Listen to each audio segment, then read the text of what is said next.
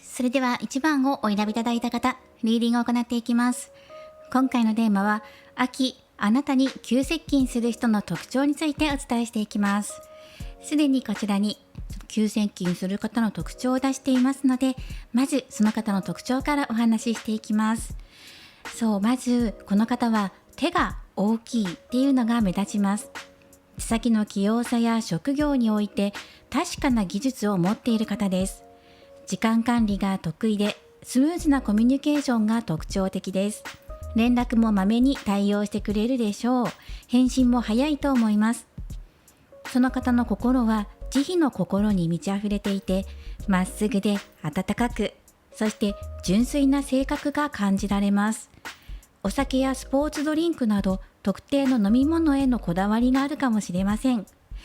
例えばお酒は飲みませんとか、逆にお酒だったら日本酒が好きですとか、はっきりと分かれているかもしれません。または水をよく飲みますとか、飲み物に特徴があると思います。その方はあなたに対しては素直で優しく接してくれます。そして感謝の気持ちをいつも示してくれるような方なんじゃないかなと思いました。あなたファーストっていうのが出てきています。あとはですね、芸術的なセンスを持っていて、調和と洗練された美的感覚を大切にする方です。争い事は好きじゃない、苦手ですね。バランス感覚に優れているんですが、時々優柔不断な面を見せるかもしれません。社交的で会話上手なので、太陽のように明るくて、風のように軽やかに動いていきます。悲しみや痛みを癒す力を持っている方、そしてあなたを前向きにさせてくれるでしょう。また、お金の使い方が上手で、やりくりが得意なこの方は成功者、金銭面でも経済的に成功者であり、個性豊かで自分らしさを持ちながら方向性を示していくリーダー的な存在です。この方は集中力があって、そしてスポーツが得意でたくましい体つきをしています。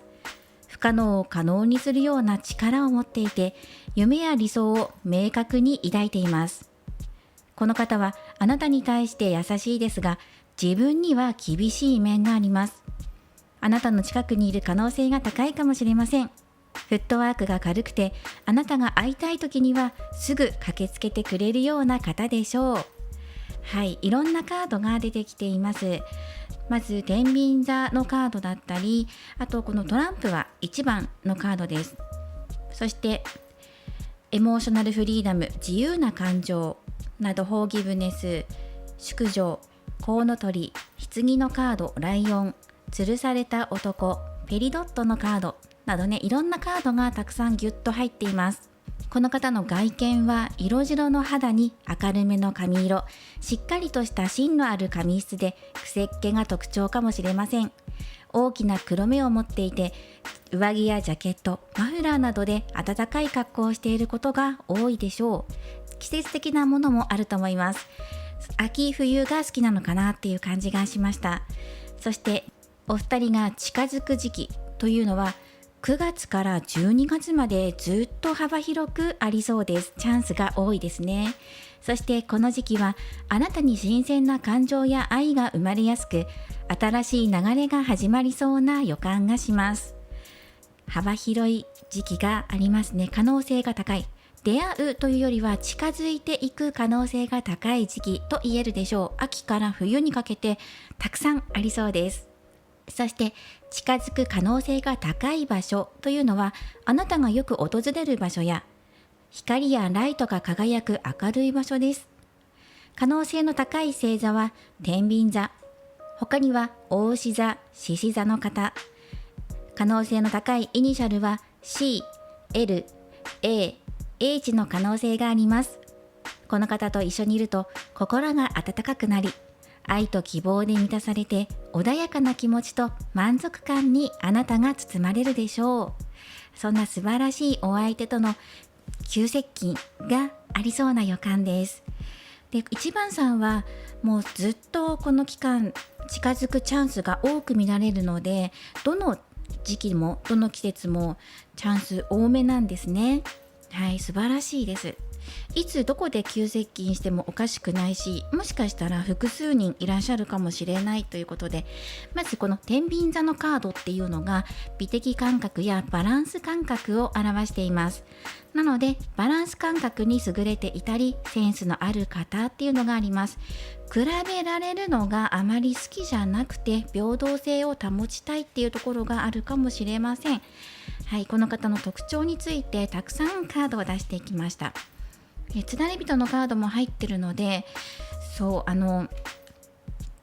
忍耐強いっていうのが入ってきますかね。あとは視点を変えて物事を考えることができたり、または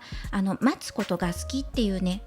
相手が遅刻してきても連絡くれたらいくらでも待てるよっていう方だと思います。休み知らずで働き続けるような方かもしれません。成功者、豊かさっていうのが入ってくるので、成功のために自ら奮い立たせて休まずに頑張り続けるような、そんな目立つような華やかな方ですね。はい、途中でね、体調を崩さないといいなっていうような心配も見られやすいかなとは思うんですが、そのあたりをあなたが気遣っていくような、そんな関係性になるんじゃないかと思います。あなたにとって幸せな場所にあなたを連れて行ってくれる、または幸せな体験をさせてくれるような、そんな方ですね。はい、ここまで見てきました。一度カードまとめさせていただきます。はい、ということで、まずこの方にじゃあ会った時の印象、近づいた時にあなたはどんなことを感じるのか、もうすでに出会っている可能性ももちろんあるんですね。今回急接近というテーマなので、近づいた時にあなたはどう感じるんだろうかということで1枚出していきます。そしてその他にあなたの現段階でのお気持ち、状況っていうのも出していこうと思います。まずはあなたの今のそうですね、急接近してくる人に対して自分がどういう心の持ち方でいるのかなっていう、あなたの心の持ちようです。余裕があるかないかとか、そういうところですね。いらぬ妄想とあります。はい、何かあなたが考えていることについて、それは必要ではないよっていうことを教えてきてくれているカードです。また自分に自信がないだったりとか、そんな人いるのかなとか、そういうことも今のあなたには必要がないですよ、自信持ってくださいっていうふうに言われてます。あなたに近づきたいと思っている人がいますよって。またあなたがそれを想像している方、もしかしたらこの人なんじゃないかなと思う方は、まさか私にそんなことがあるわけないんじゃないかっていうふうに否定的に考えているかもしれません。だってあの人は私のことを見てくれてないからとか、そういうことを考えているのかもしれないですね。でもそのお相手が近づいてくる奇跡っていうのが、これから秋から冬にかけてありそうなんですね。ぜひこれは受け入れる姿勢をとっていきましょう。あなたが自分の心にブロックをかけてしまったら、近づいてきづらいんですよね。大丈夫、ウェルカムだよっていうところで心をオープンにしていきましょう。では近づいてくる方に対してどんな印象をあなたが抱くのか、シャドウキャットのカードからもらっていきましょう。見ないふりと出ています。はい、そしてチャレンジ精神ですね。もう1枚もらいましょう。はい、支援者、サポーターのカードです。あなたをとても支援してくれている。でもあなたの心が本当にその人にね、抱きついていって飛び乗っていっていいんだろうかとか、近づいていいんだろうかっていう警戒している心っていうのが見えますね。まず最初にあなたが一番最初に感じることっていうのは警戒なんじゃないかな。信用していいのかな、私でいいのとか、本当にとか、そこに純粋な気持ちはあるのかなとか、いろんなことを考えちゃう、妄想してるっていうところとプラス相まって警戒心が高くなっているような状態。もしかして私騙されてないかなとか、そういうところまで考えちゃうかもしれないけど、ここはあなたの心の中では乗っていきたい、その人と手を取り合ってみたいっていうふうに本当は思ってるんじゃないんですかって。だとしたら一度その方の支援を受けてみたらいかがでしょうか。お誘いに乗ってみるとか、手を差し伸べて待っていてくれてるので、この方が手を差し伸べてくださってるのであれば、一度手を取ってみてもいいんじゃないかと。そして揉めるのがあなたは好きじゃない、もしこの方と急接近して仲良くなっていったら不都合なことがあるんでしょうか。喧嘩しているところから去ろうとしていたり、見ないようにしていたりとか、自分の本当の本心かもしれないですよね。周りの争い事だけではなくて、あなたが本当に気づかない奥底の気持ちっていうのは、本当は生きたいんですよ。助けてほしいとか、自分のことを受け入れてほしいとか思ってるんですけど、ここにちっちゃな子猫がいます。あなたには守らなきゃいけない存在、もしくは出来事などがあるかもしれない。なので自分一人で頑張らなきゃっていう気持ちが強くなっている。だから素直に甘えられないとか、私にはこれがあるからいけないのとか、そういうことを考えてるかもしれない。本当はチャレンジしてもいいんですよって、飛び込んでいってもいいんだよって、自分の奥底の心の声に気づいて、もう見てみないふりは終わりにしよう、そういうふうに思います。あなたの気持ちの中で変化が見られますね。この方に支えてもらいたいって思うようになるんじゃないかな。最初は警戒するんだけど、自分の本当の心の声に従って動いてみようっていう風に思えるんじゃないかなと思いました、ね。今いろんなことに対して出会いだったり対人関係のことについて警戒が強くなっていたりとか、マイナスに考えてしまうところがあるので、その傾向をなくしていくために心をオープンにできるだけ意識を持っていきましょうって。無理して心をオープンにする必要はないんですが、徐々にゆっくりとあなたの心が溶けていって心開けるようになっていきます。この人との出会いによって、出会いまたは急接近によって、もうすでに出会っている可能性がありそうなので、または複数人いそうなので、この1番さんは時期もねかなり幅があったので、9月から12月となので、いつどこでどんなタイミングで手を差し伸べてくれる人が現れるかわからないっていう状態、いつでも大丈夫っていうところなので、その自分がいつでも大丈夫な状態にできるだけ持っていくために、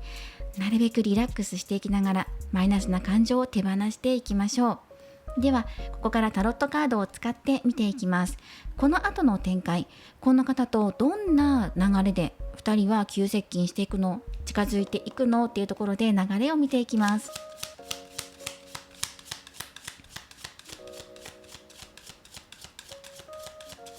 あなたの中で今の環境、そうですね、恋愛に対してマイナスに捉えていたり、お相手のことを信用できない、恋愛関係にはなれないんじゃないかとか、疑心暗鬼になっている、信用できないっていうとか疑心暗鬼になっていて、信じたいけど信じられないとか、そういう気持ちが今高まっているのかもしれない。でも徐々に解けていきますから。ではこの方との急接近見ていきます。カードをねたくさん今回重ねる形になるんですが、これでちょっと見ていきましょう。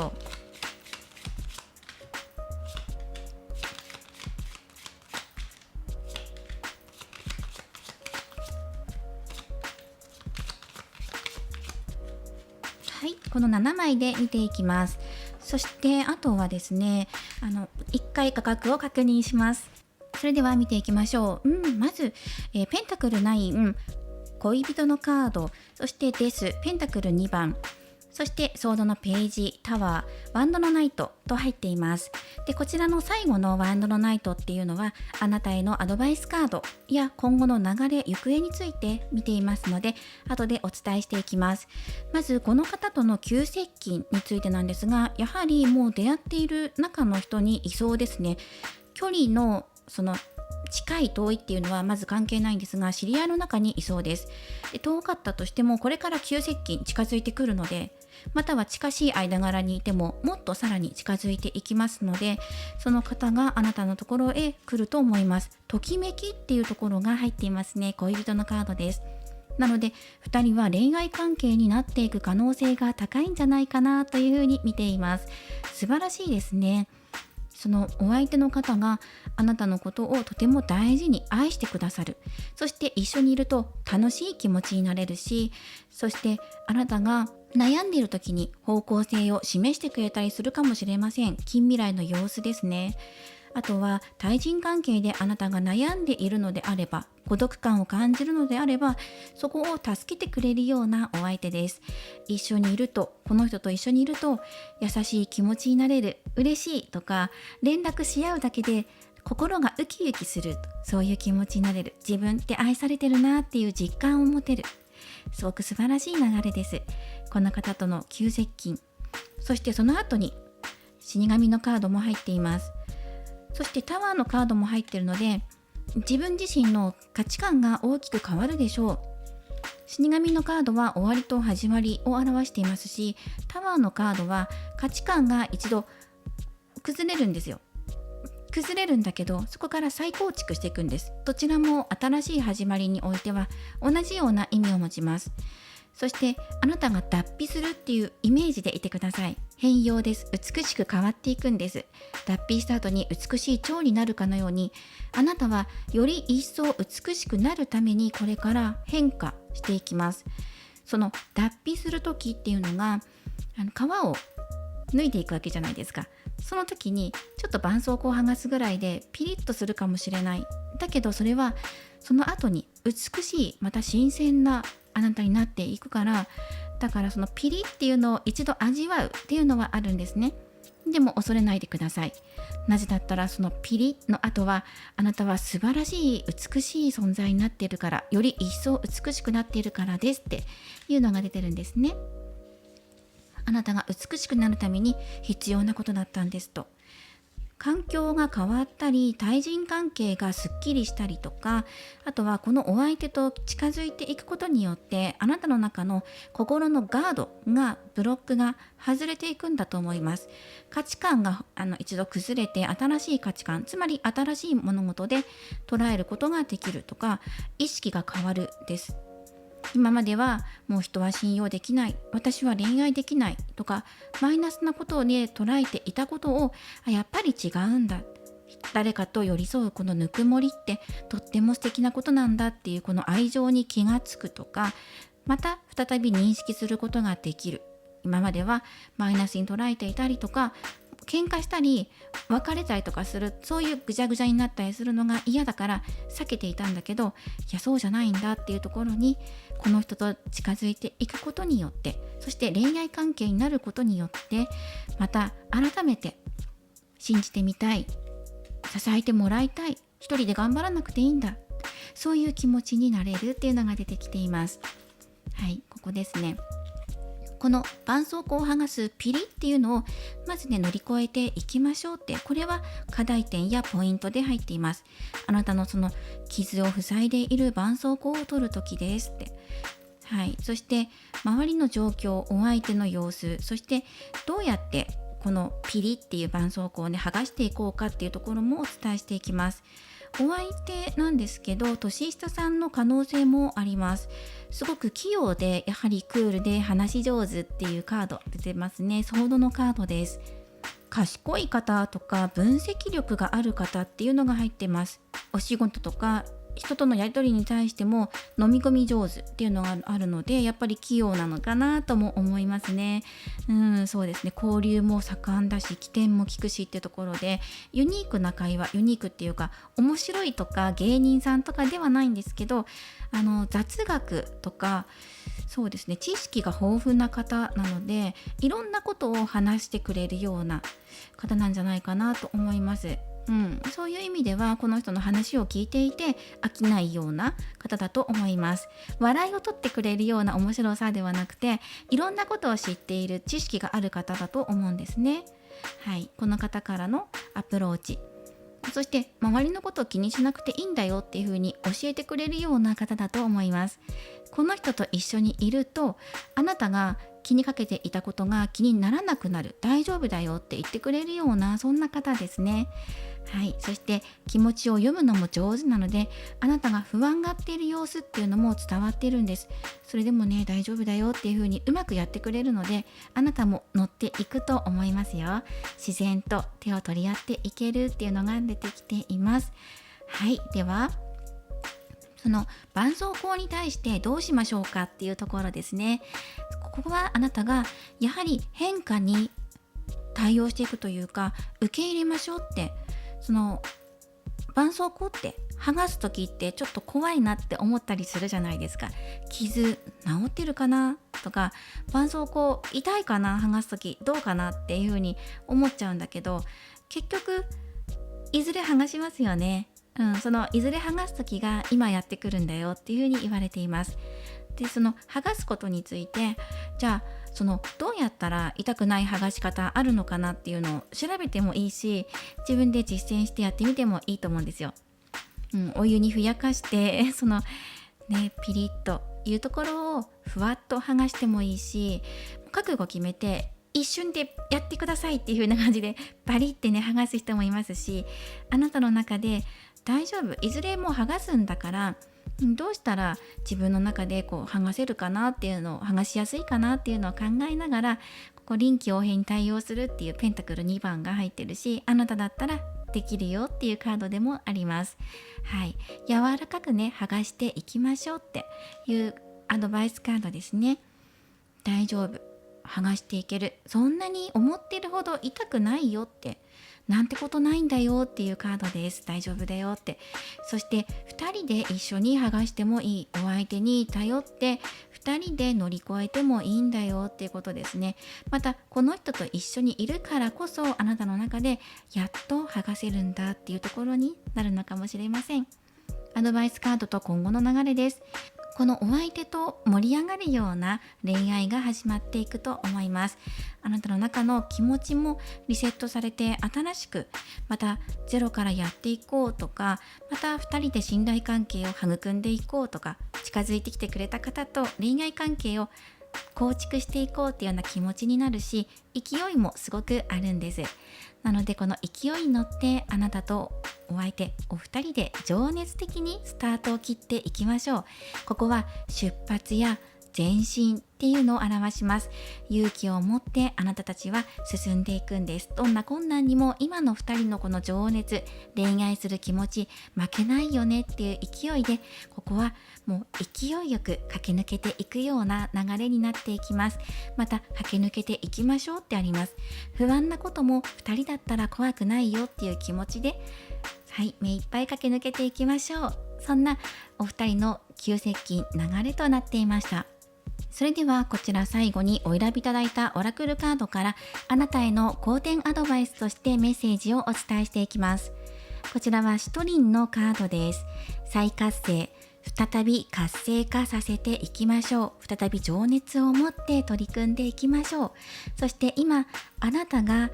表現していく時ですよ。自分を表現していきましょう。さあもう自分の心にギュッて閉じ込めているものから自分自身を解放させてください。そんなメッセージです。こちらの今回のオラクルカードですが、このカードは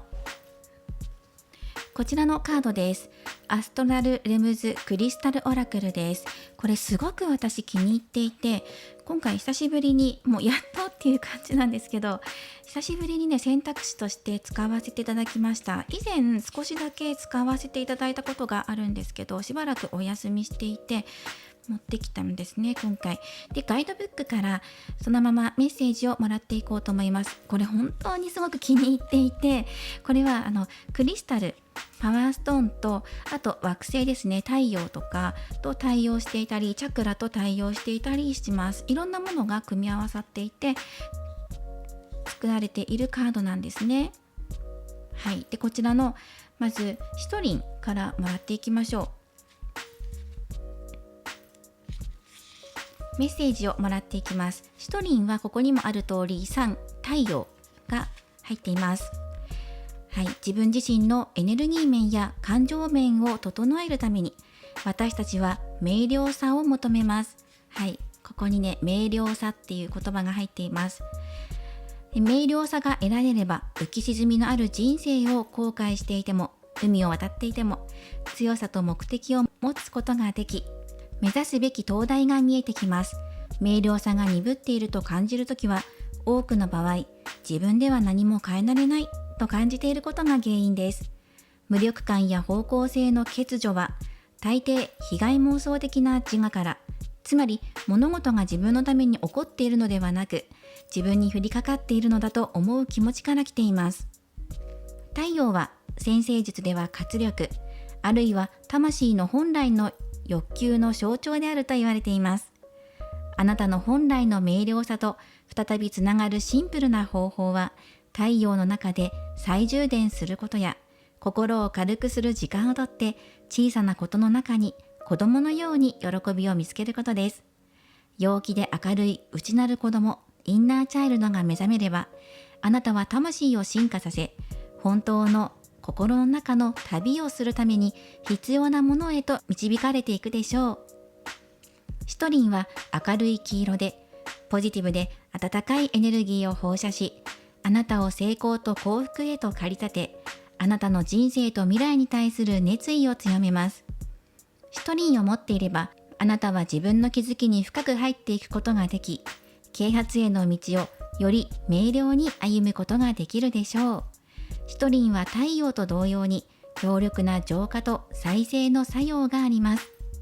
自分を再活性化し、心の余裕を作るのであれば、少し時間をとって考えてみてください。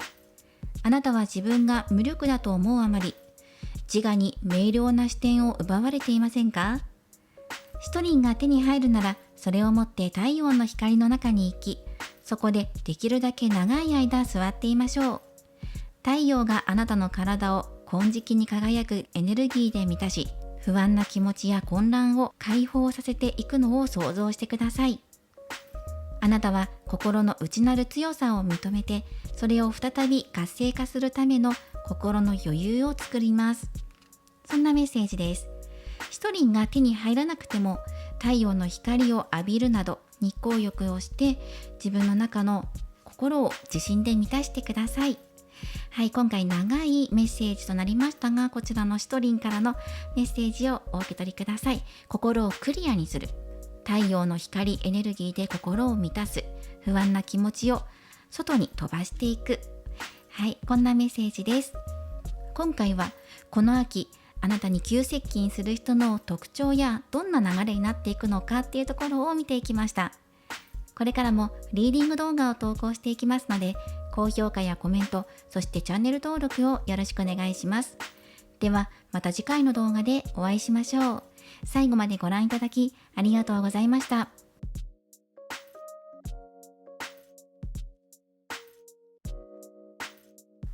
それでは2番をお選びいただいた方、リーディングを行っていきます。今回のテーマは、この秋あなたと急接近する方の特徴について見ていきます。よろしくお願いします。すでにこちらにたくさんのカードを使って、この方、近づいてくる方の特徴を出しています。はい、今を生み出すというカードだったり、またこちら星座のカードからは双子座、トランプは4番、ガーデンやソウルメイト、ルノルマンカードは月とライダーです。そしてこちらのカードからは魔法の杖と道のカード、そしてパワーストーンのカードからはラプラドライト、そしてこちらですね、こちら13番ですなんですが、こちらは名前が変わっていて、名前のない人という風に変わっています。こちらすべて踏まえてこの方の特徴を出していきます。まるで映画のような印象を与えるような方なんじゃないかな、ドラマチックな方だと思います。この方の瞳は大きな二重、または切れ長の目を持つ、そんな印象が伝わってきます。外見の中で特に瞳の形だったり輝き、大きさっていうのがね、目立つかなと思います。その方の視線に独特の輝きがあります。そしてこの方、お料理が得意、または自炊しているように感じました。味覚に自信があるのかもしれません。美味しいもの大好きとか、好きなものが決まってる、これ好きっていうのがあるのかもしれません。食べることを幸福と感じています。好奇心が旺盛で変化と変容を受け入れる大きな人生、大きな波を経験してきたという方なんじゃないかなと思いました。大きなね、変革、変容とか再生とかを表すこちらのカードが入ってるので、人生の中で何度も、大きな変化があり、それを全て経験として糧として生き抜いてきたんだよっていう、人生経験豊富な方とか、年齢関係なくね、いろんな経験をされてきたんじゃないかなっていう方なんじゃないかなと思いました。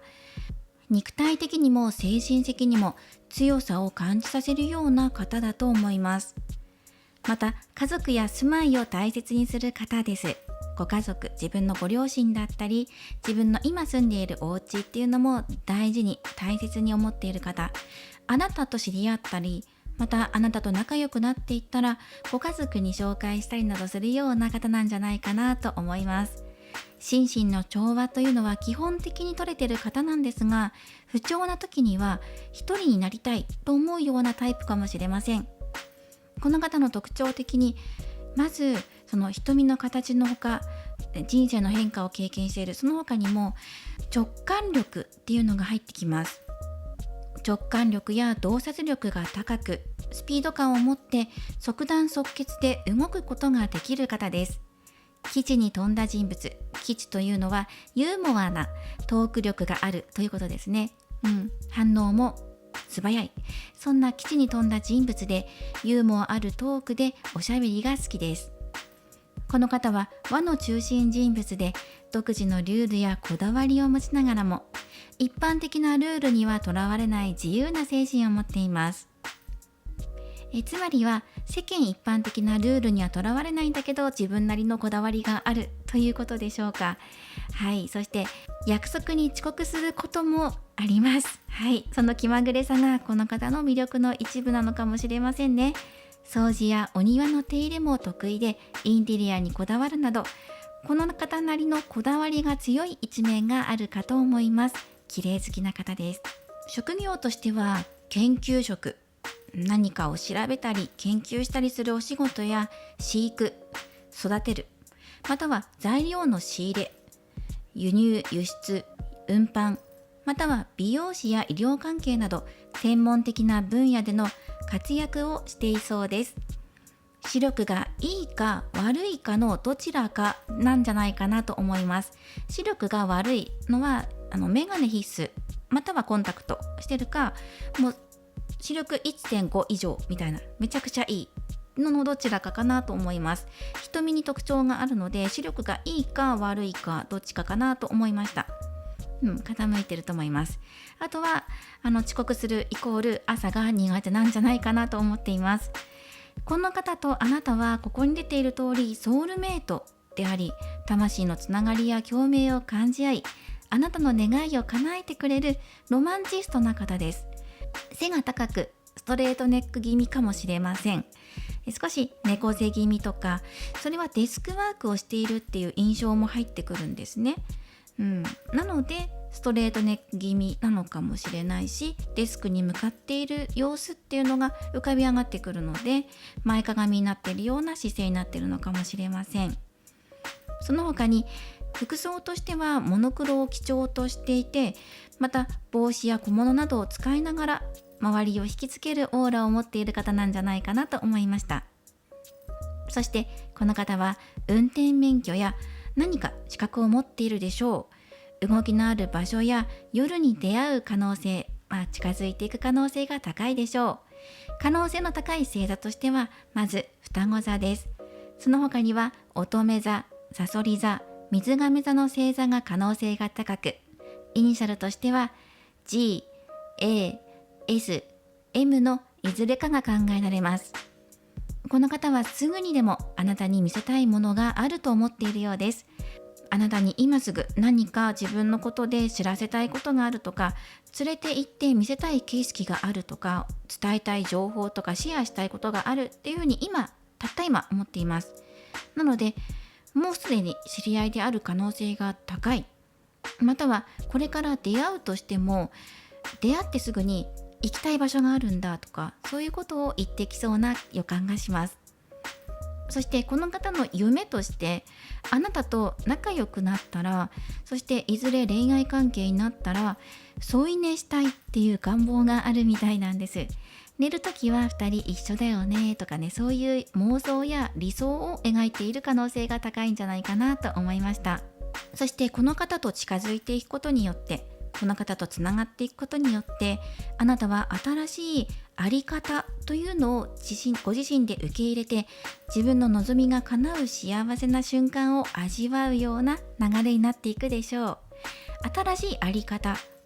価値観っていうのがあなたの中で芽生えていく。そして結ばれる喜びを味わうでしょうという流れになっていますね。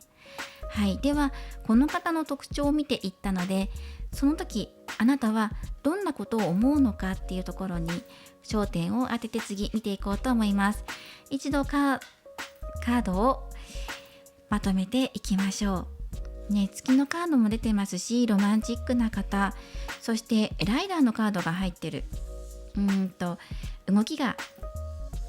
速いとか、もうアクティブな方だったり、また魔法の杖も入っているので、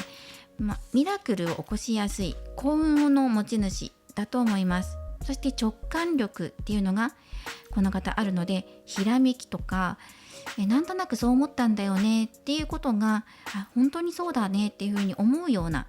そういうことになるような方だと思います。ではシャドウキャットのカードを使って、まず今のあなたの心の状態を1枚出します。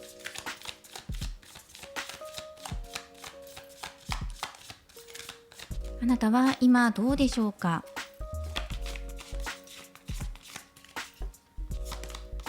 はい、見ないふりが出ました。そうですね、ここね、今ご自身の心の中で、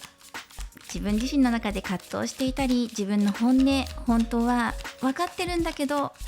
見ないようにしているんじゃないかな。こんな願望があるけど叶わないんじゃないか、無理だよねっていうふうにどこかで諦めかけていたり、本当はこう願っているのにそうしようとしない、勇気がなくて動けないんですとか、自分には無理だと思いますというふうに自分の願望を見て見ぬふりをしていたり、または周りや自分も含めて揉め事が起きているんだけど、あまり関わりたくないから距離を置いていますとか、そういう方もいるかもしれません。ではこの近づいてくる方とあなたが実際に距離が縮まった時にどんなことを思うのかっていうのを出していきます。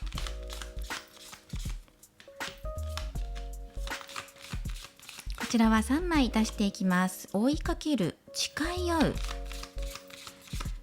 なんかいい流れ、そして注目の視線とあります。あなたが距離を置いているものっていうのが変わるんじゃないでしょうか。今まで自分には関係ないからとか、このことについて、自分の願望かもしれない、どうせ叶わないからとか、そういうことを思っていて距離を置いていたことに対してやってみようかな、近づいてみようかな。そして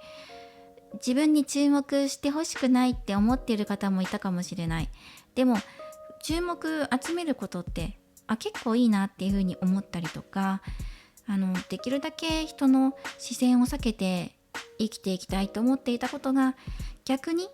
人から見られても堂々としていられる、自信を持って自分はこうなんですっていうふうにいられるような、自信のあるような流れになっていくんじゃないかなと思います。そしてこの方と近づいていく時期ね、お伝えしていなかったですね。時期、具体的にいつなんですかっていうと、少し遅くなりそうな気がします。この秋っていうところでテーマで出してるんですけど、秋の終わりぐらいとして見てください。秋の終わり、11月末から12月ぐらいになってしまって、少しね遅いなって思うかもしれないんですが、最も近づく時期なので徐々に近づいていくかもしれないし、バチッと急に近づいてくるかもしれません。はい、時期としては11月の終わりぐらいから12月にかけて、12月いっぱいまでの間っていう風に捉えてください。これのあたり、今すぐじゃない、がっかりだっていう風に思うかもしれないんですが、このソウルメイトのカードが出てるので、一回見たら忘れられないような方だと思いますし、一度近づいたら離れられないような、そんなご縁のある方なんじゃないかなと思うんです。そして今のあなたの心の状態っていうのを出しました。本当の願望に自分で見て見ぬふりをしてるんではないか、または人と距離を置きたいと思っているのではないか、と思っています。しかしこの方と近づいていくことによって、まずここですよね。2人が一つになる、誓い合う、誓い、つまり交際だったり関係性のスタートですね。恋愛的関係が始まっていく。2人が一緒になること、抱き合うことによって新しい世界の扉が開かれる。あなたの中の価値観が変わったり、先ほどもありましたよね。あなたの中の在り方が変わると、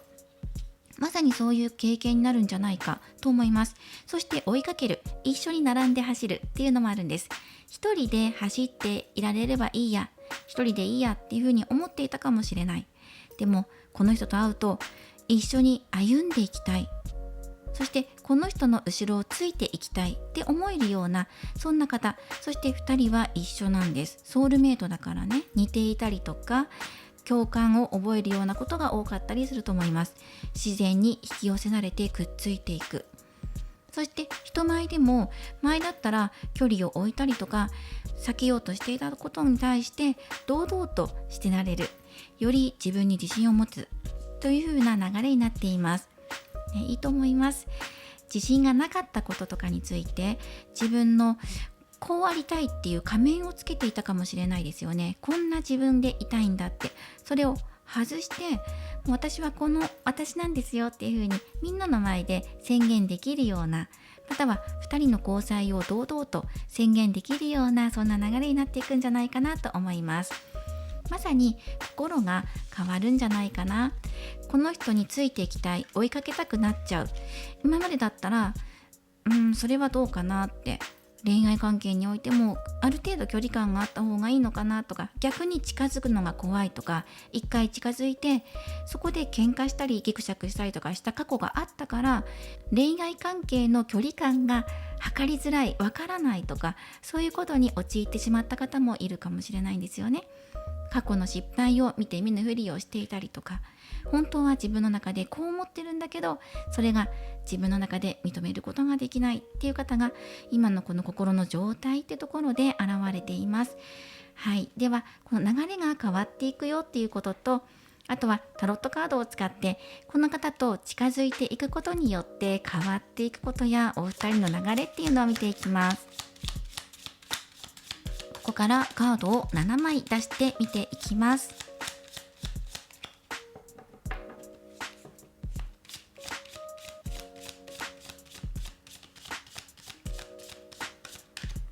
はい、では見ていきます。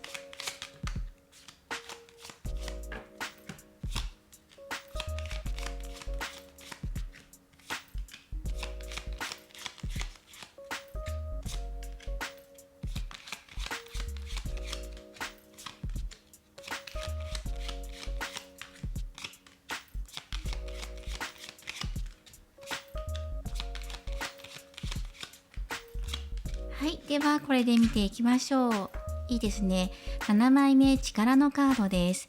ソードの9、そしてこちらがジャスティス、正義のカードです。そしてカップの9、ワンドの3番、カップの8、そしてソードの5番、そして力のカードですね。ここで見ていきます。まずそのソードの9が入っているので、やはりあなた自身が今そうですね、自分自身を責めてしまったり、なかなか自分のマイナスな感情や思考から抜け出せないっていうようなところが出てきています。この方と出会った時も落ち込んでいたりとか、出会うというか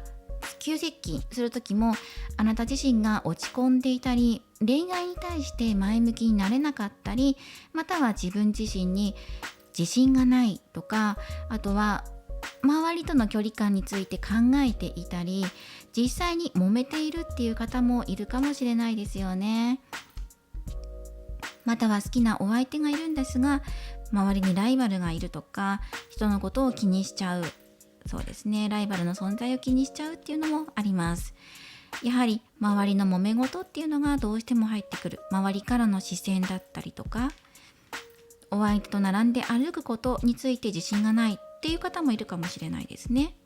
ですが、その後急接近していくことによって、このネガティブな思考から抜け出すことができます。ここにガップの9が入っているので、あなたの満たされていなかった気持ち、または願望っていうのがこの後叶えられていきます。心が満たされます。まずはあなた自身の気持ちが幸せな気持ちで満たされます。なぜかというと、あなたが自分の道を決めることが、この人との出会いやつながりによって道を決めることができたから、自分の心に確信を持つことができたから、自分はこうしたいんだ、本当はこうだったんだっていう自分の本当の望みに気がついて、そして動くことができるから、相手と結ばれることを望むから、お互いが惹かれ合って結び合っていくから、お互いの絆を信じ合えるから、そんなあなたの気づきや目覚め、変化っていうのが出てきます。だからあなたは満たされるんです。満たしてもらえるんです。はい。そしてあなたは自分の中の心が満たされる、そんなこの流れが出てきています。そして押さえておきたいポイントっていうのがあります。やはりどうしてもソードの5番のカードが出ているので、ここは対人関係での変化っていうところにどう対応していくのかっていうところですね。このカード、この5番は、奪うとか奪われるとか争いとか、そうですね、そういうことも表しています。まず対人関係の揉め事や相手のことを信じられない。相手というのはこの近づいてくる相手だけではなくて、その周りの方々や、ここにもありましたよね。揉めているけど自分は離れていきたい。この揉め事のことを表しているようにも感じます。ここ最後はみんなに見つめられても大丈夫、逃げない、大丈夫だよっていうふうに正々堂々としているところになっていくので、ここの変化ですね。なので対人関係の揉め事っていうところがまず落ち着いていく流れになるので、じゃあどうすればいいのかなっていうところで見ると、バンドの3番です。新たに自分の中で努力する気持ちを忘れずに進んでいく、どうすればいいのかなっていう具体的な計画を立てるのもいいですし、まずその将来に向けてもうダメなんだっていうね、狭い世界から広い世界へ視野を広くしていきましょうっていうふうに言われています。自分のコンプレックスがあるとか諦めている気持ちっていうのを、そこを逆にしていきましょう。足りていないのであれば、それはあなたの行動次第で補うことができるんです。思考を変えたりとか、じゃあ実際に自分に自信を持つために自分磨きをしてもいいし、おしゃれに力を入れたり美容に力を入れたりとか、そこで変わることも出てきます。外見的なことだけじゃなくて、内面でも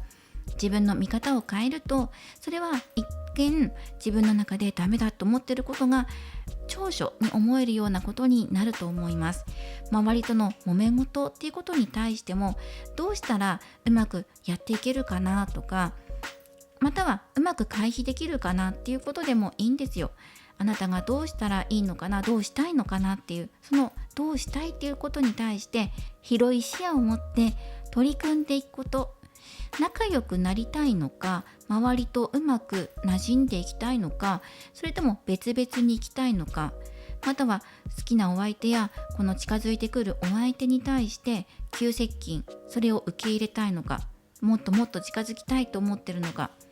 どこに葛藤を覚えていますか、どこに不安を覚えていますかっていうところです。そこで当てはめてください。その不安や対象となっているもの、ネックになっていることに対して視点を変えるとか、自分磨きをすることによって克服することができるでしょうと。そしてこれがその急接近する方の状態を表しています。カップの8番です。これは方向変換や一度区切るとか、また再スタート、新しいところへ向かっていくっていう流れのあるカードです。で、この方の中でもこのリセットだったり心機一転、環境の変化っていうのがあって、そして動くことができる。今まで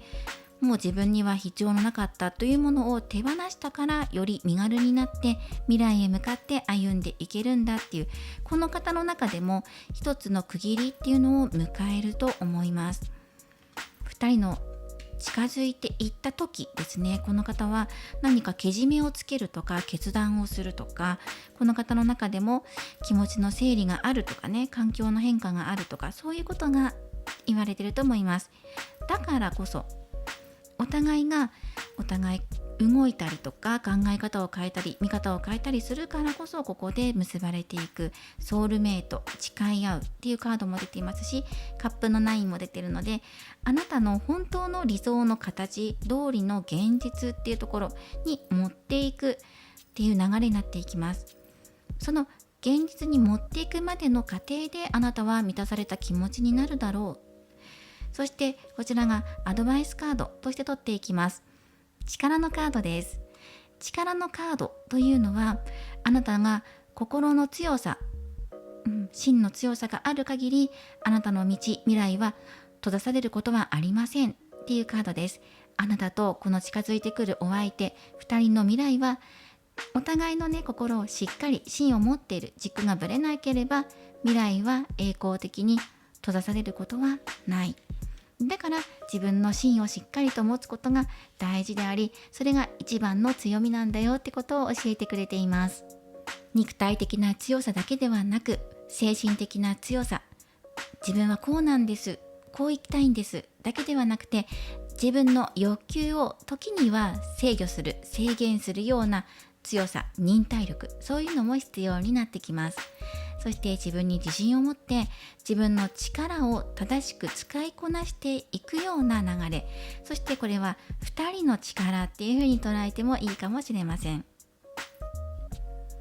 2人で寄り添って歩んでいく強さっていうのをこれから身につけて、2人で多分ね歩んでいくと思われます。ソウルメイトね、そういうカードが入ってきていました。はい、このような流れになっています。まずはここですね。今乗り越えるべき課題としては、揉め事だったり対人関係での恐れ、近づくのが怖いとか、誰かと恋愛関係になることが怖いっていうことかもしれないですよね。今あなたの中で抱えているネックとなっているものを乗り越えていく時です。はい、ということでこちらですね、お選びいただいたオラクルカードからアドバイスカードもらっていきましょう。好転メッセージです。ピンクアメジストのカードです。ピンクアメジストですね。そしてこちらチャクラ、ソウルスターチャクラという、実はですね、チャクラっていうのは人間の体には第1から第7まで7つのチャクラで構成されてるんですが、これ第8から第9番目のチャクラって言われていて、人外的なものなんです。人間の体の外側のことを表しているチャクラなんですね。そのことも踏まえてお話をしていこうと思います。そして今回はこちらのお選びいただいたオラクルカードは、このアストラルレムズクリスタルオラクル、こちらのガイドブックを使って読んでいこうと思います。このカードすごくお気に入りなんです。お気に入りなんですが、ずっと眠らせていたという、過去に何度か選択肢で使ったことがあるんですが、ここしばらく眠らせていたカードでもあります。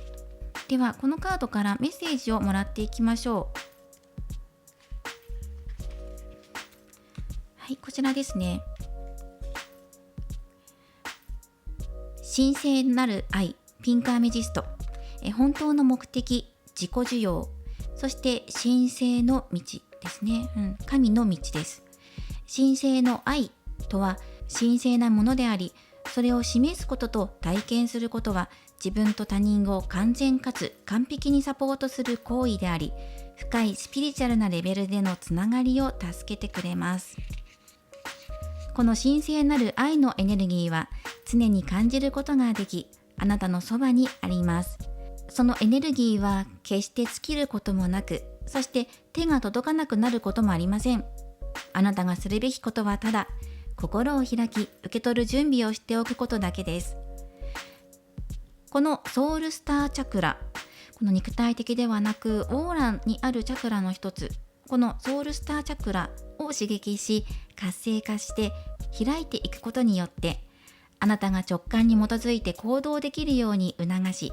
ひいてはあなたが自分の経験に導かれるのを助けます。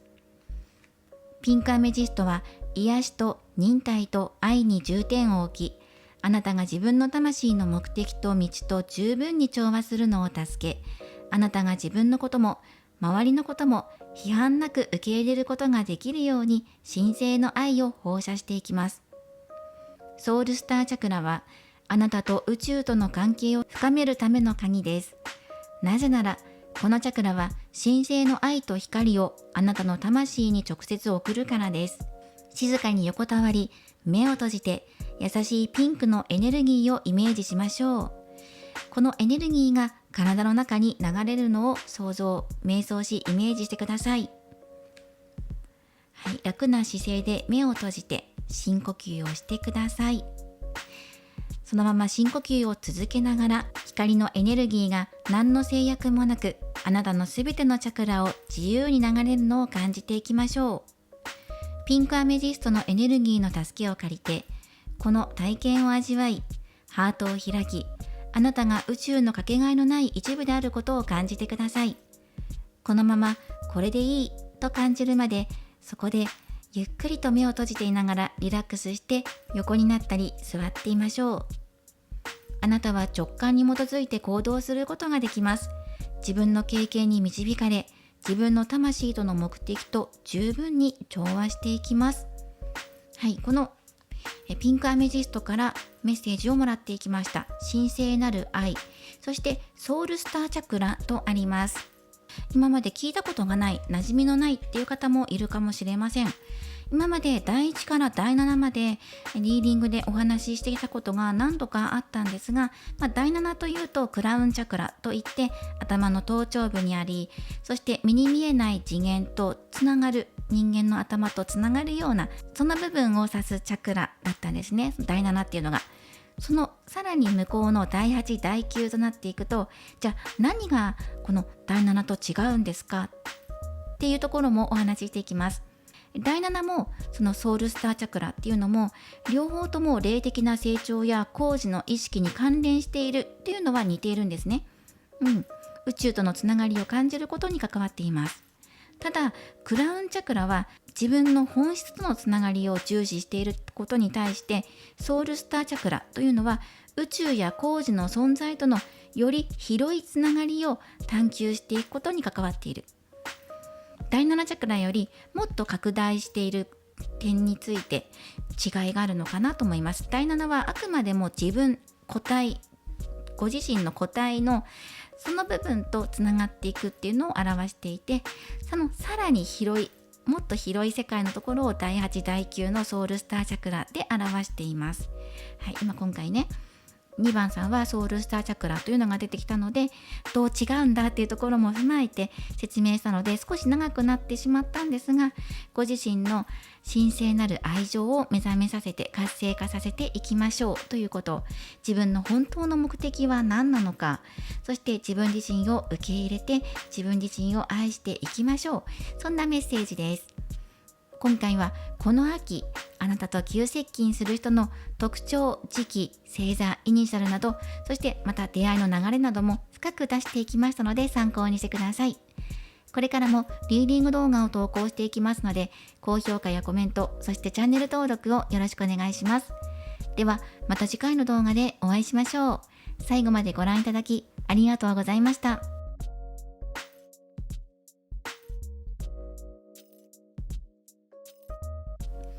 それでは3番をお選びいただいた方、リーディングを行っていきます。今回はこの秋、あなたと急接近する人の特徴についてお伝えしていきます。よろしくお願いします。で、もうすでにこちらにカードを出していて、この方の特徴を出しています。また出会いの時期なども出しています。まずは、そうですね、変化を生み出す力だったりとか、この惑星星座のカードからは、射手座のカード、トランプからは3番、そして神聖なる女性やデートのカード、ルノルマンカードは鍵と木です。そしてこちらのティータイムルノルマンカードからは山と鳥、そしてパワーストーンはオパール、そしてこちら不思議なカードですね。タロットカードなんですが、22番宇宙の源といって、少しサイキックといいますか、不思議な神秘的なカードも入っています。これがすごく特徴的だなと思っています。で、これらを踏まえて特徴をお届けしていきます。2人が近づく可能性が高い時期というのが、テーマとしては秋なんですけど、時期が少し遅くなりそうなんですね。11月の末から12月、そして来年の1月と秋の終わりから冬にかけてが一番急接近する可能性が高いです。ちょっと遅めなんですが、まず場所はあなたのお気に入りの場所や海、自然のある場所だと思われます。で、場所よりもお相手の方から誘ってくるというのがすごく可能性が高いんですね。デートのカードが入ってるから相手が誘ってくるんです。近づく場所、あなたが行ったら出会うとかじゃなくて、この方が誘うから一緒に出かけるっていうのが可能性がすごく高い。その場所として自然のある場所っていうのが可能性が高いかなと思いました。そして可能性の高い星座が、まずここにもある通りいて座、そして乙女座、さそり座、またはヤギ座になると思います。イニシャルは S、D、K のいずれかである可能性があります。この方の印象は優雅で柔らかく、そして愛の力が強いです。神秘的な魅力を持っていて、霊感やオーラなど見えない力を感じやすいタイプです。この方は家族や友達にあなたを紹介して、あなたとの関係を大切にするでしょう。向上心や冒険心があり、活動的で哲学を好む現実主義者です。新しい知識を求めて長い目で物事を捉えることができる方です。集中力も高く、努力によって引き寄せたチャンスをしっかりと生かすことができる方です。集中力が高い、射止めていく力が高い、そして神聖な力も高いんじゃないかなというふうに見ています。そしてこの方の職業、可能性があるのはクリエイターやアーティスト、またはチームで取り組む仕事や専門的分野での活躍が期待できる方です。この方の努力で磨いたスキルが認められて、大きな仕事を任されることもあるでしょう。健康的な体を持ちながらも腰痛持ちかもしれません。文武両道で胸元や、そして腹筋、胸筋ですねが発達していて、体のたくましさを示しています。服装の特徴としては個性的です。ロックやパンク、カジュアル、モード系など固定されたジャンルやブランドを好んでいる傾向があると思います。いずれかのジャンル、はっきりとはね出ていないんですよ。ロックならロックとかモードならモードみたいな感じで、このジャンルっていう風に固定されてると思います。いや、またはこのブランドだけ着てるとか、特に好んでいるものがあると思います。シルバー系のアクセサリーを複数つけている可能性が高いです。背が高くスリムなんですが、筋肉もあり引き締まっています。小麦色の肌と長めの暗い色の髪が特徴的です。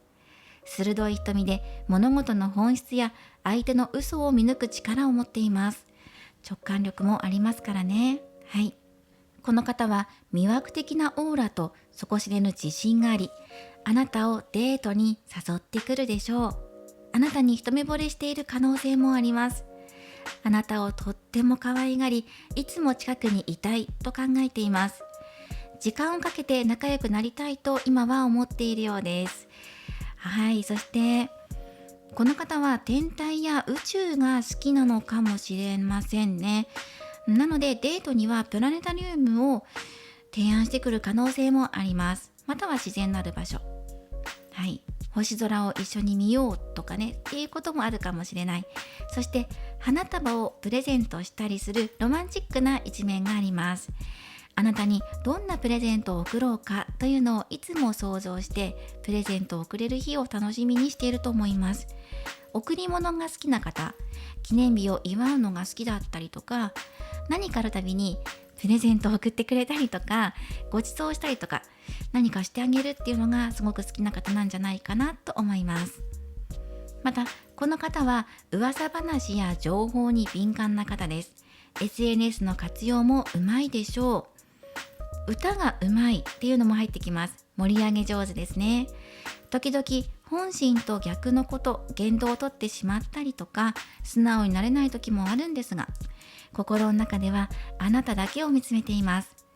ちょっと時にはね、ひねくれてみたり、拗ねちゃったりとかするような、思ってないようなことを言っちゃったりとか、そっけない態度を取っちゃうこともあるんだけど、本当は心の中であなたしか見ていないんだよってことを伝えたい。そしてこの方はあなたの魅力や才能を見つけて褒めてくれるので、あなたは自信がついてこの方を信じる気持ちが一層強くなっていくでしょう。頼りたいとかね、この方があなたのいいところっていうのを言ってくれるんですよ。あなたのこういうところが好き、内面や外見かもしれない。でそのことによってより一層自分にあなたは自信をつける。そしてこの人の言うことを信じる、この人が言うんだったらきっとそうなんだろうっていうふうに思ったりとか、信じたい、信じられる、または信用に値すると思えるような方なんじゃないかなと思いました。はい、以上がこの秋、3番さんは少し遅くなってしまうんですが、冬前かもしれませんね。その時期に急接近する方の特徴についてお伝えしていきました。では続いてシャドウキャットより、あなたが今どんな心の状態なのかっていうのを1枚出した後に、この急接近する方と実際に接近したらあなたはどう変わっていくのかっていう流れ変化を見ていきます。まずあなたの心の状態、チャンスをつかむ、叶えたいことがありますね。そしてその他に今願望に向かって動きたい、積極的に求めている、そんな気持ち、状態っていうのがあります。可能性が少しでもあるんだったら動いていきたい、そんなたった一筋の光にあなたは手を差し伸べたいと思っている。そしてではどう変わっていくのかっていうところで変化、動きを見ていきます。まず威嚇、チャレンジ精神、追いかけるとありますね。この方と近づいていく時っていうのは、まずお相手の方が求めてきます。あなたのところに近づいてくるとか、仲良くなりませんかとか声をかけてくる、連絡先教えてくださいとか、デート行きませんかなど、向こうからやってくると思うんですね。その時にあなたはまず最初に戸惑いを見せます。威嚇のカードが入ってるので、この人が誘ってきた時に一瞬ためらうんですよ。だけど同じ場所にいるので、今もうすでに知り合いの可能性もあるかもしれないな、これから出会うというよりは急接近するので、今まだ距離がある人で知ってる人かもしれないな、その人がジャンプして、飛び越えてやってきてくれるので、最初びっくりするかも。それか警戒するっていうのがありますね。だけど自然と打ち解け合っていって、やがてはここ並走してるんです。2人で一緒に並んで走っている、追いかけるっていうカードで、この相手に対してあなたがついていきたいって思うんですよ。そういう気持ちになってるんです。2人で実際会って話したり、同じ時間を共に過ごすことによって、あなたはこのお相手に対しての信頼度が増していくから、だからこの人に頼りたい、ついていきたいっていう気持ちが高まるんですね。そしてあとは2人で一緒に走っていこう、これからもずっと走っていこうっていう気持ちになる。そしてこれジャンピングで一番最初に飛んできたカードが仲間に入るっていうカードです。今孤独感を感じているとか、周りと比較してしまって、周りの人はあんなに素敵な恋人がいるのにとか、あんなに素敵な恋愛関係を築いているのに、自分はなんで一人ぼっちなんだろうとか、どうして自分の願望は叶わないんだろうっていうことで、周りとの違いを感じていたり、周りがキラキラして見える、いいな、自分もあの人たちみたいになりたいなって思っている集団だったり輪だったりあるんじゃないかな。周りと自分の違いについて考えたりとか、周りと同じように自分も幸せになりたいとかね、隣の芝が青く見えるような状態なのかもしれない。なんかね、余計に自分は違う、自分は周りと違う、なんでなんだろうっていうふうに考えてるんじゃないかなと思うんですよね。そんなこと思わなくていいんだよっていうふうにこのカードたちが言ってくれてるんですけど、またはこのお相手がね言ってくださってるんですけど、あなたはあなたなんだよって、あなたにしかないきらめきや個性っていうのがあるから、これを見つけてくれるんですよね、この方が。だからあなたがそうだって周りまたは世間の常識と離れていてもいいんだっていうふうに思えるようになるって。だからここ警戒するんですね。こう世間一般的な常識と自分たちの関係は違うんじゃないかとか、自分がそもそも違うんじゃないかとか、そういうことで警戒してしまうのかもしれないというこのカードが間に入ってきました。でも今のあなたの心の状態としては、今の現状から抜け出したいって思っていますよね。できるんだったら自分でアクションを起こして、自分の力で開いていく、扉を開いていくんだっていう気持ちが強いし、待ってるんじゃないんでしょうか。好きなお相手から来てくれたらいいのになとか、良い出会いが来てくれたらいいなとか、またはそういう展開を望んでいるんじゃないかなと思うんです、心の中で。そのように思いました。で、あなたがそう思っているお相手の方が動いてきてくれると思います、この後。ではタロットカードで2人の急接近の時の流れ見ていきましょう。カードを7枚出して見ていきます。2人の今後の流れ、急接近してからですね。急接近してからどうなっていくのか、そしてお二人に課題点はあるのかっていうところも見ていきましょう。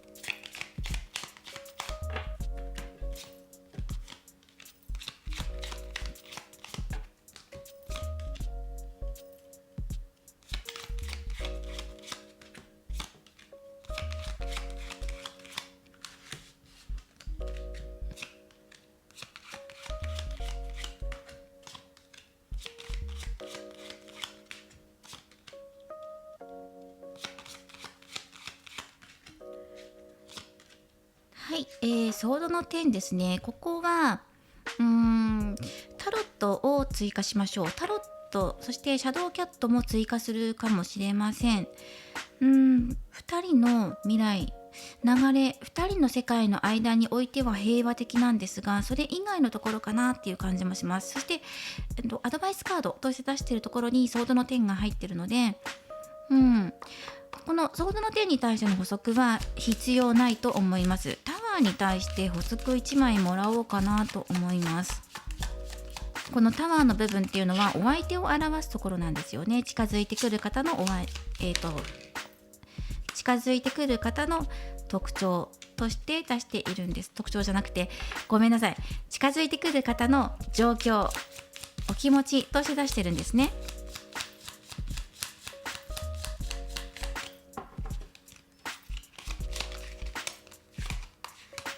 で、ペンタクル7番がジャンピングで出たんですけど、1枚補足でもらって太陽のカード。なるほど。いや、この方の中の大きな変化っていうのが見られますね。まずはお待ちください。まずね、この方の状況変化っていうところをまず最初にお伝えしていきましょう。まず一番最初にタワーのカードが入ってきているので、ここは大きな革命だったり、この方の中でも勢いが増すとか、そうですね、何かを破壊するぐらいの大きなエネルギーを持っている、激しさっていうのを持っています。だから情熱的にあなたに向かってアタックされる可能性もあるし、塔っていうのは突然の変化を表しています。また予期せぬ出来事、また古いものを壊すなどの意味もあります。そして束縛からの解放っていうのもあるので、束縛といえばここのソードの8番もあります。ここに出しているのはお二人にとっての課題点となっているところ、ここに束縛が出てるんですね。束縛というのは相手を束縛するのではなくて、自分自身で縛り付けているっていうことです。で、これからの解放というのがあるので、そしてペンタクル7番、関係性の改善見直し、そして太陽成功っていうところを表していくと、やはりじゃあ塔って何かが崩れ落ちるとか壊れるとか悪い予感とか何ですかって言ったら、今回は違うんじゃないかなと思います。このソードの8が出てるのがかなり大きい。あなたが自分で動けなくさせてしまっているもの、価値観、自分自身で縛り付けている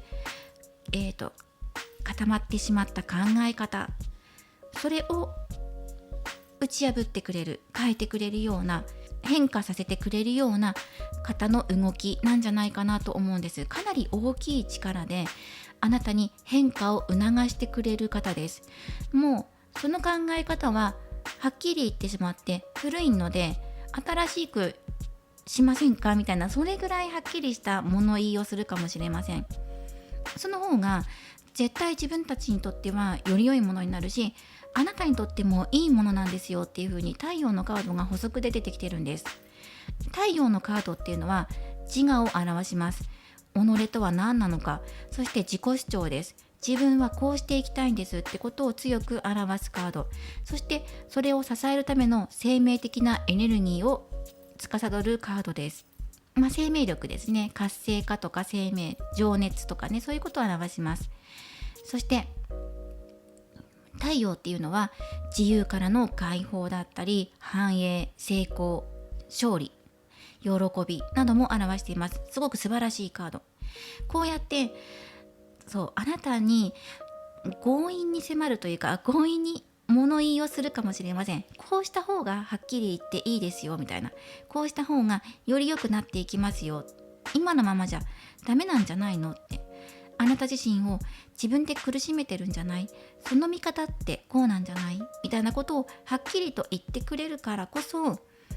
あなたは自分の殻を打ち破ることができて、その苦しみはもう終わったんだっ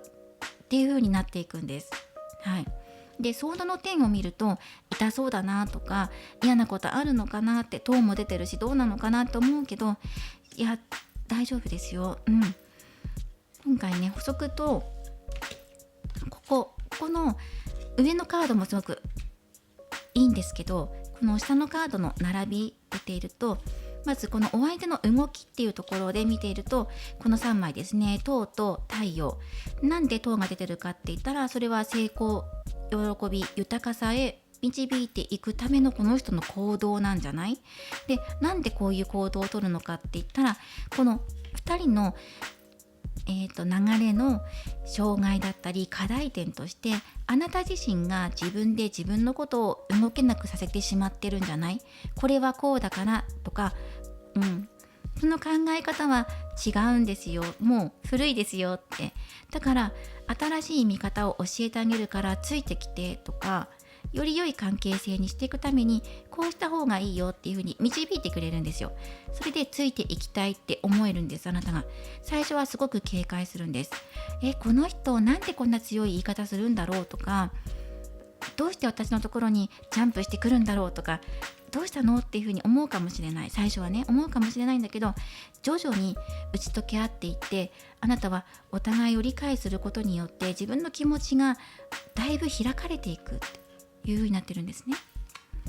そしてこの人の言うこと、最初はショッキングなこと言われるかもしれないんだけど、結果的にそれはすごくいいものだったんだっていうふうに思うんです。自分のことを解放することができた。解放、そして見直し、そしてこれは自分を縛り付けるっていうのが問題点です。で、この問題点を乗り越えるために、あなたは本当は自分の縛りから抜ける力持ってるのに、どうして動かないんだっていうふうにカードが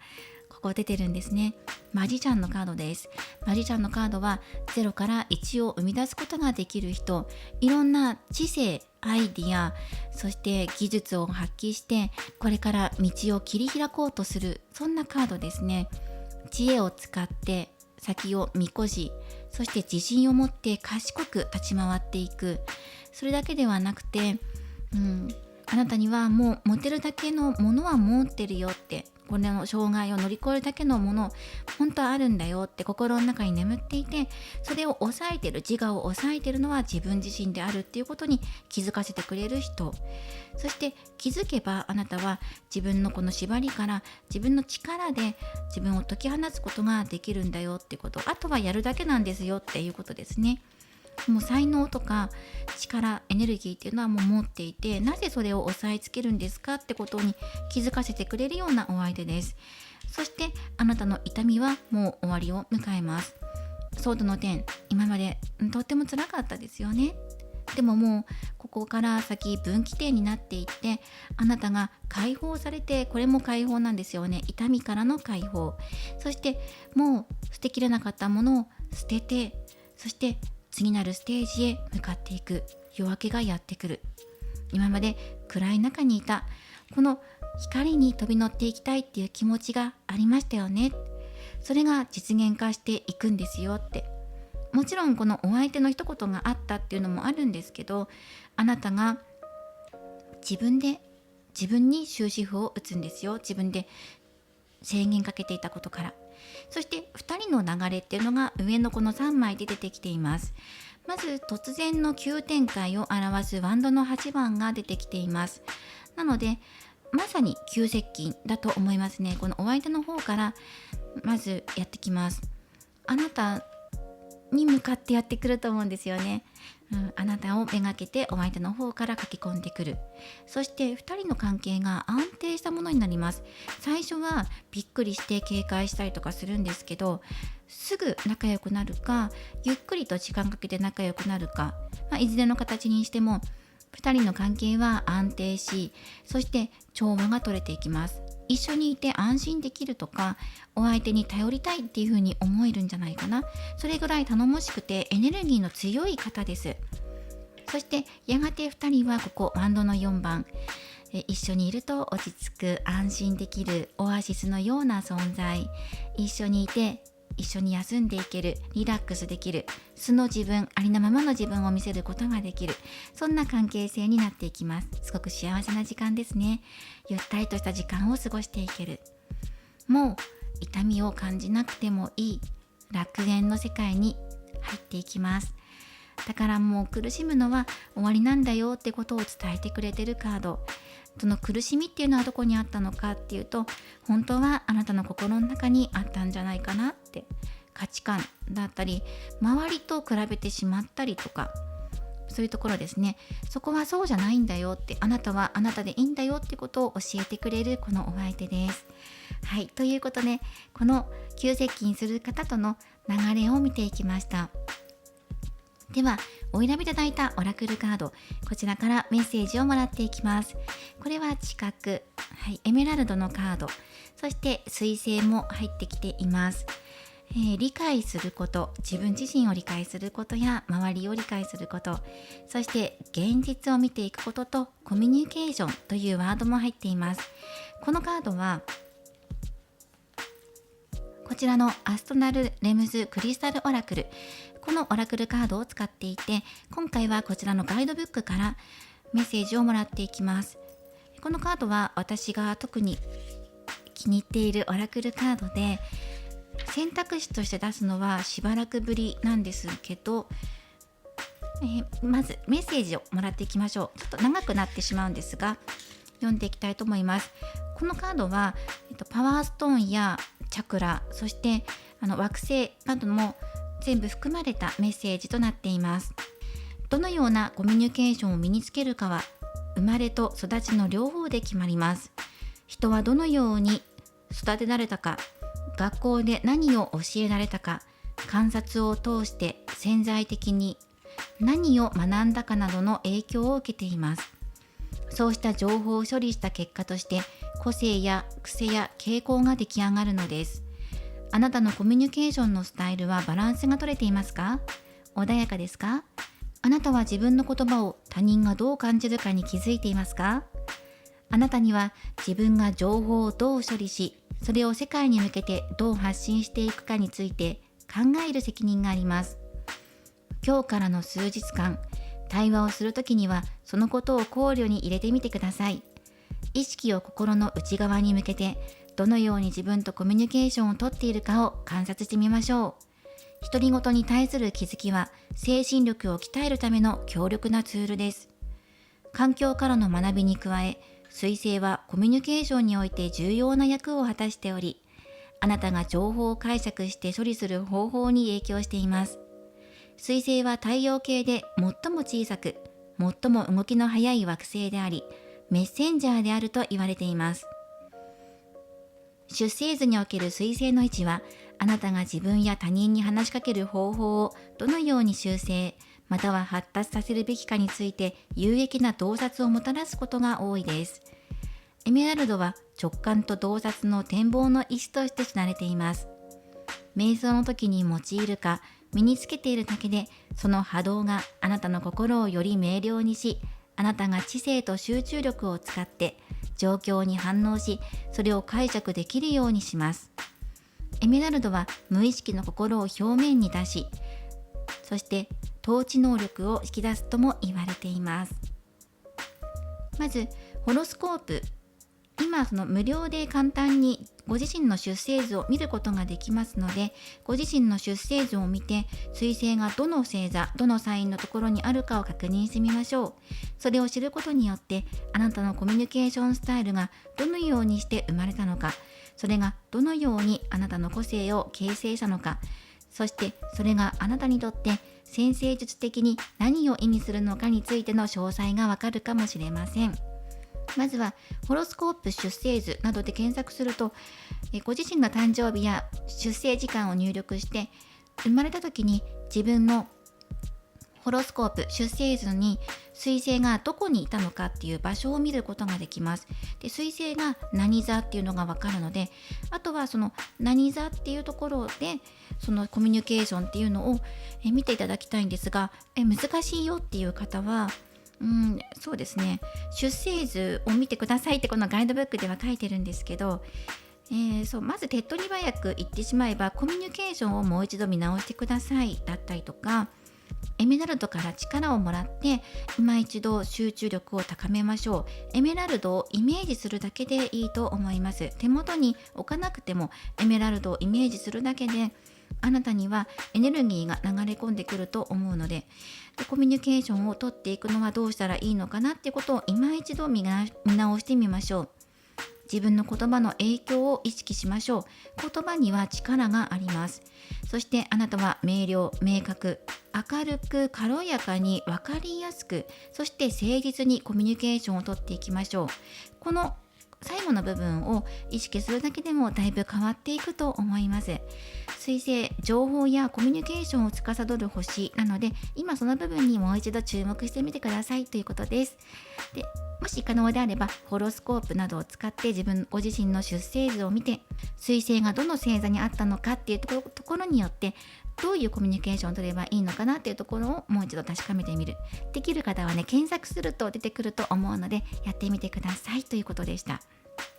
で、今回は長くなりましたが、こちらのオラクルカードからガイドブックからメッセージをお届けしていきました。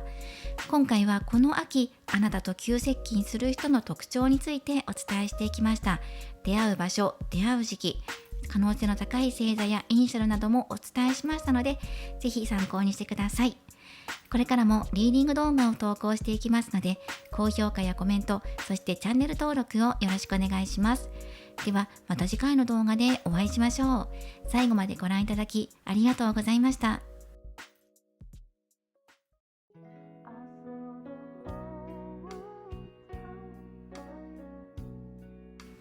今回のリーディングは以上となります。この秋あなたと急接近する人の特徴についてお伝えしていきました。はい、ではいかがだったでしょうか。今回は選択肢として、ごめんなさい、こちらのアストラルレムズクリスタルオラクルというオラクルカードを使っています。こちらしばらく眠らせていて、以前に何度か選択肢で使わせていただいたことがあったと思うんですが、また久しぶりに持ってきました。こちらはクリスタルオラクルカード、そして惑星衛星10枚、星座の構成4枚、小惑星3枚、ノードが2枚、エレメント、地、風、水、火が4枚、チャクラが10枚入っているこのオラクルカードです。すごく好きなんです、このカード。ですね、ガイドブックから少しだけこのオラクルカードの解説をさせてください。まずはじめにというのを読ませてください。アストラル界はあらゆる意識が存在する超越した次元であります。私たち一人一人の魂はアストラル界からやってきてアストラル界へ帰っていきます。高次元の自分と再びつながれば、自分の真実に従って生きることができるようになり、外部の影響やプレッシャーに妨げられることなく、自分を喜びで満たすものを探し、同じ志を持つ人や必要な経験や豊かさを引き寄せながら、本当の生き方ができるようになります。では、高い次元とつながるためにはどうしたらいいのでしょうか。必要なのは自分の周波数を高めることです。天体の動きに洞察を求めること、自分の内側に意識を向けてエネルギーフィード、チャクラフィードから障害を取り除き、その流れを促すこと、癒しとパワーを与えてくれるクリスタルの周波数を利用すること、この3つの方法をここではトリフェクタ、3個1組と呼びます。トリフェクタはあなたの周波数を高め、あなたをアストラル界へと深くつなぐために神が導くアプローチなのです。クリスタルは超越した心の状態、つまり心が日常の意識を超えて自由に動き回ることのできる状態を達成する目的で広く用いられています。クリスタルには太古の聖なる知識が浸透しており、大地の周波数エネルギーも蓄えられています。クリスタルを使って周波数を整えること、その他にも天体は古代バビロニアの時代から人の生き方に大きな影響を与えるものと考えられてきました。惑星の動きや惑星同士の位置関係には、私たちの感情や態度やパターンの理解に役立つ真実が含まれています。トリフェクタはあなたが意識の高い状態を経験し、源のより強いつながりを育てるための勢いを生み出します。天体の動き、そしてチャクラ、そしてクリスタル、この3つ、トリフェクタですね。この3つを1組として、3つの方法をトリフェクタと名付けています。トリフェクタを用いながら、つまりはクリスタルと天体の動きとチャクラ、この3つの動きに意識を向けてバランスを整えていきましょうっていうことで、このオラクルカードが作られています。すごく好きなカードです。そしてチャクラのシステムについてだったり、天体のことについてだったり、またはクリスタルについてだったりっていうのは、メンバーシップの方でこれからもお話し続けていこうと思っています。もしご興味のある方はぜひメンバーシップに遊びに来てください。遊びに来てくださいというか、ご加入してくださいということで、これから詳しくこれからこのカードについてメンバーシップでも取り上げていこうと思いますし、今回チャクラで普段だったら第1から第7までのチャクラっていうのをメインでお話ししてるんですけど、実は第7以上のものもあるんだよっていうのが今回どこかの選択肢で出てきたと思うので、そういうチャクラについてのお話だったり、あとは東洋医学についてのお話っていうのもメンバーシップ内で触れていこうと思っています。もっともっと深く掘り下げて、全体公開リーディングだとすごく掘り下げていくと時間が長くなってしまうので、聞いている方の負担にもなってしまうので、